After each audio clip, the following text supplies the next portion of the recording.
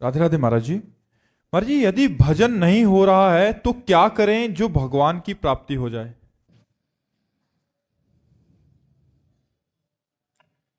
आपने ऐसा कैसे निश्चय कर लिया कि भजन नहीं हो रहा? क्यों नहीं हो रहा है? क्यों नहीं होगा? हमारा मानव जीवन वो संपूर्ण शक्ति संपन्न है जिससे भगवत प्राप्ति करनी है। बिना भजन के भगवत प्राप्ति असंभव है। भजन हमारा जीवन। आज हम सुबह साधकों से यही कह रहे थे, लोग जीते कैसे हैं बिना भजन के? विषय सेवन, विषय चिंतन, प्रपंच चिंतन, ये सब बन सकता है, भजन नहीं बन सकता। कैसी बात करते हो? प्रयासरत क्यों नहीं हो? इतना क्यों इंद्रिय और मन को प्रोत्साहन दे दिया विषयों के लिए कि वो भजन के लिए ना बोल दिया कि भजन ना बने तो भगवत प्राप्ति के? भजन हमसे प्रयासरत है, वो भजन नहीं होता जो होना चाहिए। ऐसा प्रश्न तो ठीक है, ऐसा प्रश्न कैसे कर दिया कि भजन ना बने? भजन ना बने वाला शब्द क्यों बोला? आप किस उद्देश्य का पालन करने के लिए मानव जीवन प्राप्त किए? क्या उद्देश्य है? क्या रुपया, समाज प्रियता, मान प्रतिष्ठा, ये सब यहीं धरी रह जाएगी? इंद्रियों का दुलार, मन का दुलार, ये नरक की प्राप्ति कराएगा। हम भगवान के निज अंश हैं। हम भगवान के भक्तों के संग से अपने मन को जबरदस्ती बलात् भजन में लगाएंगे। हम अविनाशी भगवान के अंश हैं, हम क्या नहीं कर सकते? ये कैसे कह दिया कि हम भजन नहीं कर सकते? नहीं, बिल्कुल गलत। निरुत्साहित होकर ऐसे वचन ना बोलने चाहिए और ना ऐसे वचनों को सुनना चाहिए। भजन नहीं कर सकते और सब कर सकते हैं। हमारी वाणी है, बोल सकते हैं, तो राम क्यों नहीं बोले? राधा क्यों ना बोले? कृष्ण क्यों ना बोले? मृदु क्यों ना बोले? हितकर क्यों ना बोले? हाथ है तो हम परोपकार क्यों ना करें? पैर है तो हम प्रदक्षिणा क्यों ना करें? हृदय है तो हम भगवान को समर्पित क्यों ना करें? अन्य साधन सब शून्य है। भगवान का नाम जब भी अंक है, जैसे अंक रखने से शून्य 10 गुना महत्व रखता है, अंक हटा देने पर शून्य का कोई महत्व नहीं। ऐसे ही भगवत चिंतन शून्य, हर सत्क्रिया यहां से ब्रह्मलोक तक ले जाएगी, लेकिन ब्रह्मलोक भी नाशवान है। आ ब्रह्म स्तंभ पर्यंतम सर्वम मायामयम जगत सत्यम सत्यम पुनः सत्यम हरिर नामयु केवलम। हमें ऐसा नहीं बोलना। आप चूंकि भजन कर रहे हैं, समाज के लिए प्रश्न है, लेकिन बिल्कुल हम इस बात को सुनना नहीं चाहेंगे कि हमसे भजन नहीं होता। भजन होता सिद्धों से है। साधक को जबरदस्ती भजन करना पड़ता है। हम अभ्यास योग युक्तेन चेतसा नान्यगामिना, हम ऐसा अभ्यास इस जन्म में करेंगे, हमारा चित्त भगवान को छोड़कर और कोई चिंतन ही न करे। अभ्यास के द्वारा सब कुछ किया जा सकता है। हम निराश, हताश, उदास ऐसे व्यक्ति नहीं, ऐसे व्यक्तित्व नहीं होना चाहिए। किसी भी स्थिति में, किसी भी कार्य प्रणाली में, किसी भी क्षेत्र में निराशा हमारे अंदर नहीं होनी चाहिए। हमारे अंदर उत्साह होना चाहिए। हम रौंद के फेंक देंगे हर बाधाओं को। हम भगवान के बच्चा हैं, हम अविनाशी परमात्मा के अंश हैं। ऐसा नहीं है कि हम इंद्रियों की विलासिता और मन की भोग विलासिता में ऐसा बोल पड़े कि हमसे भजन होता ही नहीं, भजन के बिना नहीं। भगवान की प्राप्ति के लिए सुलभ मार्ग भजन है। भगवान का जितना चिंतन किया जाएगा उतना ही हम माया से हटकर भगवान के समीप होते जाएंगे। अनन्य चेता सततम यो माम स्मृति नित्य सा तस्याहम सुलभा पार्थ। भगवान उसके लिए सुलभ होते हैं जो नित्य निरंतर भगवान का चिंतन करता है। अपने चित्त को भगवान के चरणों में लगाने में परेशानी क्या है? जब युद्ध जैसा कार्य भगवान का चिंतन करते हो सकता है, तो कौन सा ऐसा कार्य है जो भगवान का चिंतन करते ना हो? हम मुख में भगवान का नाम स्मरण कर रहे मधुर मधुर, और शरीर से हम चेष्टाएं कर रहे हैं, कर्म कर रहे हैं, और वो कर्म भगवान को अर्पित कर रहे हैं। हम नित्य प्रतिक्षण भगवान के नजदीक पहुंच रहे हैं। भगवान का विस्मरण करके केवल धन संपत्ति और भोगों की चाह में भटकना, ये तो दिव्य मनुष्य जीवन को व्यर्थ नष्ट कर देना है। इसलिए सबसे प्रार्थना है, ये शब्द तो आना ही नहीं चाहिए कि भजन के बिना हमारा जीवन किसी कार्य का नहीं है, हम भजन नहीं कर सकते। ये शब्द नहीं आना चाहिए कि भजन नहीं कर सकते। भजन के बिना जीवन किसी कार्य का नहीं। जब आप सुअर कुत्ता बनोगे तब भजन करोगे, जब आप पशु पक्षी बनोगे तब भजन करोगे। अरे दुर्लभो मानुषो देहो, इतना दुर्लभ मनुष्य शरीर मिला, यदि इस मनुष्य शरीर में अपने प्रभु से प्रेम न कर पाए, प्रभु को रिझा न पाए, तो और क्या है। और प्रभु के प्रेम की प्राप्ति, प्रेम मूल यह नाम है। भगवान का नाम ही प्रेम मूल है। ब्रह्म राम ते नाम बड़ वरदायक वरदान, भगवान से भी बढ़कर भगवान का नाम है। यदि हम राम राम कृष्ण कृष्ण हरि हरि राधा राधा प्रतिपल रट रहे हैं, तो भगवान हमारे हृदय में प्रकाशित होंगे। भगवान हमारे नेत्रों में जरूर वो सामर्थ्य देंगे कि इस माया का पर्दा हटाकर हम कण कण में, क्षण क्षण में भगवान का अवलोकन करें। भगवान विराजमान है। इसलिए ये निरुत्साहित करने वाली बात तो किसी की जबान में नहीं आनी चाहिए। हम प्रयास करेंगे, हो सकता है हमारा प्रयास असफल प्रयास रहे, लेकिन हम फिर प्रयास करेंगे। तो 1 2 3 बार 4 बार हम किसी बार तो सफल प्रयास करने वाले बन ही जाएंगे। हमें निराशा बिल्कुल पसंद नहीं। हताश होना, उदास होना, निराश होना ये हमारे जीवन में नहीं, और ये हम मनुष्य जीवन में बर्दाश्त नहीं करना चाहते।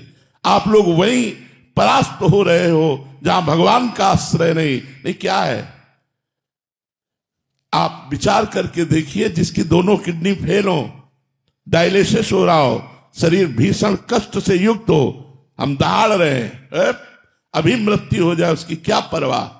हम भगवान के जन हैं, भगवान के अंश हैं, हम कोई शरीर थोड़ी है।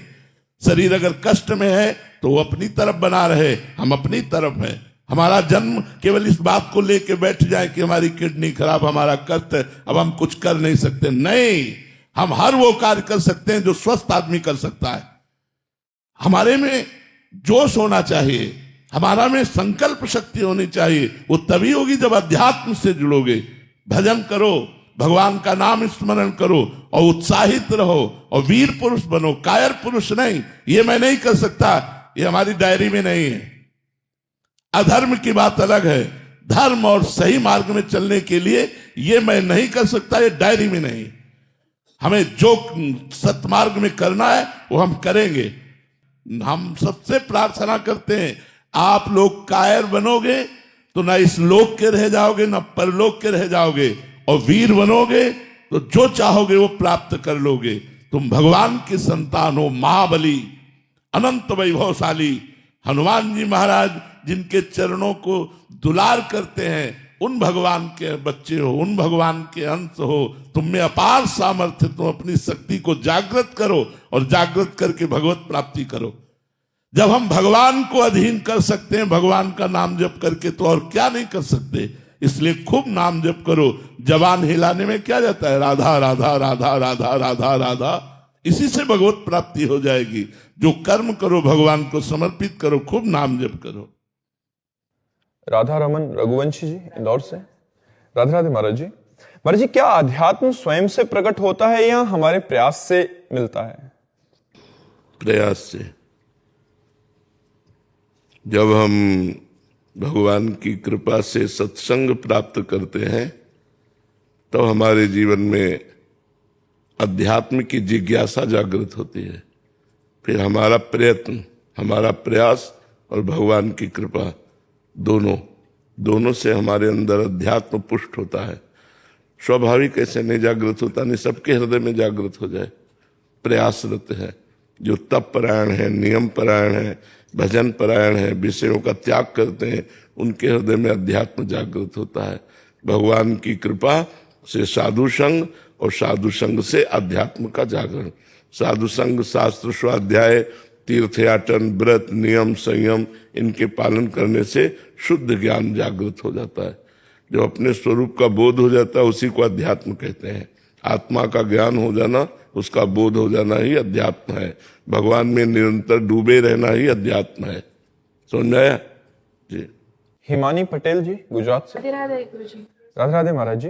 महाराज जी, सत्कर्म का सही मायने क्या है? जो भगवान से जोड़ करके कर्म किया जाए।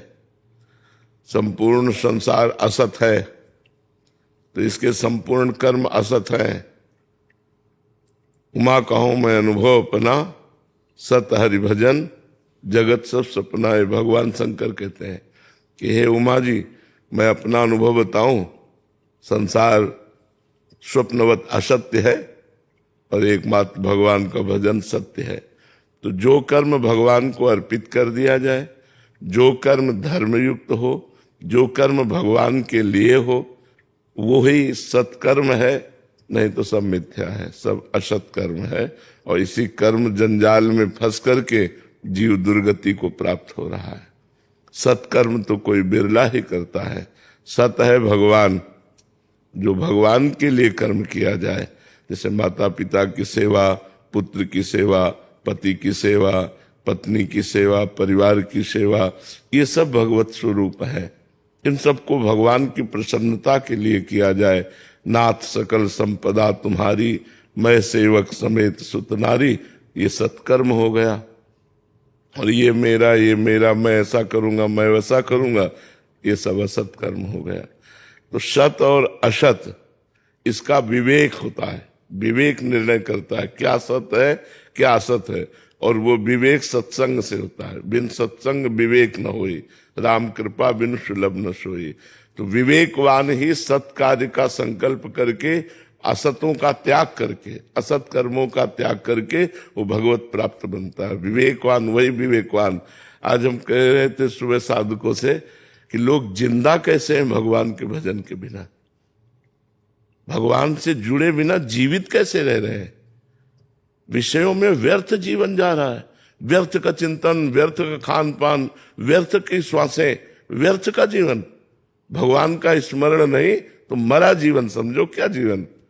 जो आप लोग भोग भोगते हैं वो कुत्ता पशु भी भोगते हैं। निद्रा, भय, आहार, मैथुन, इच्छा संपूर्ण सृष्टि में है। हर जीव सोता है, हर जीव खाता है, हर जीव बच्चे पैदा करता है, हर जीव भयभीत है। अगर यही मनुष्य जीवन में चारों बातें केवल रही तो पशु पक्षियों में मनुष्य में अंतर क्या रह गया। इससे दुर्लभ देह कही गई है, दुर्लभो मानुषो देहो। तो इसकी दुर्लभता क्या है? भगवान से जुड़ना, गंदे कार्यों का त्याग करके धर्म पूर्वक विषयों का सेवन करते हुए भगवान को प्राप्त कर लेना। जो मनुष्य शरीर प्राप्त करके अध्यात्म को जागृत नहीं करता, भगवान को प्राप्त नहीं करता, भगवान का भजन नहीं करता, वो जीवित मृतक के समान है। जिन हरि भगत हृदय नहीं आनी, जीवित सब समान ते प्राणी। सौ माने मुर्दा, मुर्दा जीवित मुर्दा टहल रहा है। क्योंकि भगवत भजन नहीं, सत्कार्य नहीं, बस वही प्रपंच का चिंतन, असत कार्य, वही खाना पीना भोगना, तो ये तो मृत कार्य है, ये असत कार्य है। तो मनुष्य जीवन का परम लक्ष्य है सत्कर्म करना। और सत्कर्म का स्वरूप है जो कर्म भगवान को अर्पित कर दिया जाए, जो कर्म भगवान से जुड़े वही सत, नहीं तो सब असत, टोटल असत। महाराज जी, ये दान करेंगे इससे पुण्य मिलेगा, ये सत्कर्म है या असत कर्म है? हाँ, असत कर्म है। क्योंकि भगवान से नहीं जोड़ा गया ना,